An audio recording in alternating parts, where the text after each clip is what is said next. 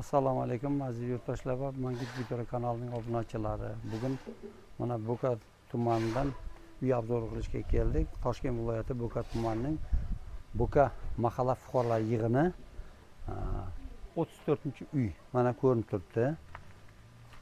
Ichkarini obzor qilaman. Mana kiraverishi, mana kirib kelyapman. Tak, mana bog'i bor ekan. Mana bog'i. Umumiy maydoni 8 sotik. Tak. Ichimlik suvidan hech qanaqa muammo yo'q, ichimlik suvidan. Gaz bilan gaz bir oyda bir marta обеспечить qilinadi. Bir oyda bir marta. Tok, Wi-Fi bu yerda hammasi kelgan. Mana uyning nimasi ko'rinishi. Sovet paytda endi qurilgan sement uylardan. Mana hozir ko'rsataman, molxonalarni ko'rsataman. Общий territoriyasini birinchi marta ko'rsatib olishim kerak, bir marta. Territoriyasini ko'rsatishim kerak.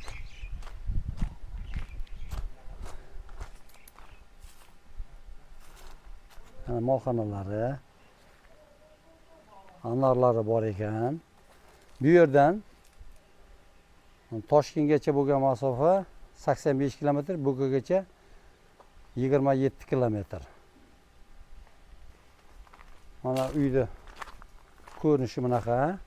Birinchi o'chirda mana kadastrni ko'rsatib qo'yishim kerak. Kadastrni o'zim ko'rdim. 8 sotik ko'rsatilgan. Dokumentlar hammasi joyida. Tak, hozir bu yoqda ham bir ko'rsatishim kerak. Mana o'zmalik qilingan. Tak, mana tandir o'choqxonasi. Hozir endi uyning ichini obzor qilaman.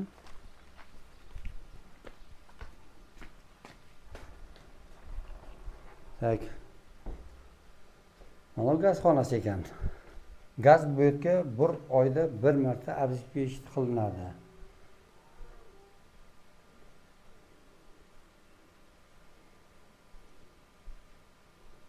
Tak, mana u bir xonasi. Svet qayerda yoqishni bilmadim.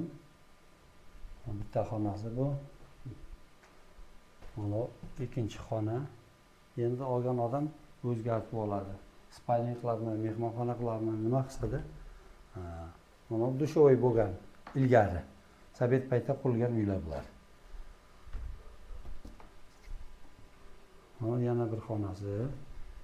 Hozir men 3 ta xona soladim. Bu 3 ta xona soladim. Mana endi dahliz ekan bu. Dahliz. Endi bu yoqda xonasini ko'rsatishim kerak.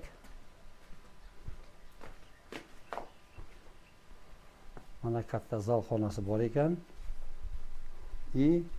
Ichkarida mana spalni xonasi. Bu yoqda endi svet yonib turibdi ekan. Bu yoqning svetini bilmadim qayerda yoqishda. Mana. Bu yoqdan svet. Ulaskan ko'chat qilishadigan joyda topolmadim.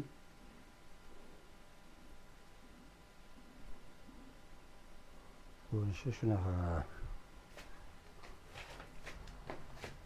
Sovet paytida qurilgan uylar endi mana sementdan vaqt qurilgan mana. O'zi ko'rinib turibdi.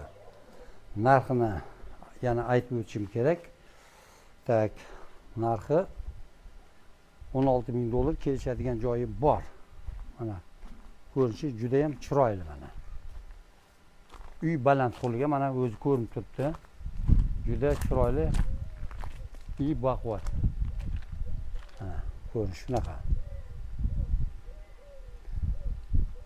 Egasi Qozog'istonga ketuvdi. WhatsApp nomerini menga tashlab ketgan. WhatsApp nomerini pastda opsiyada qoldiraman.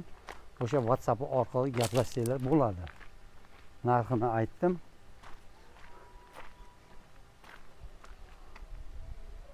Mana ko'rinishi shu.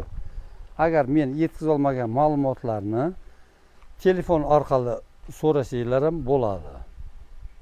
Nima esdan chiqqan bo'lsa, o'shani telefonda so'rasanglar, men o'zim ham aytib bera olaman bu yerda.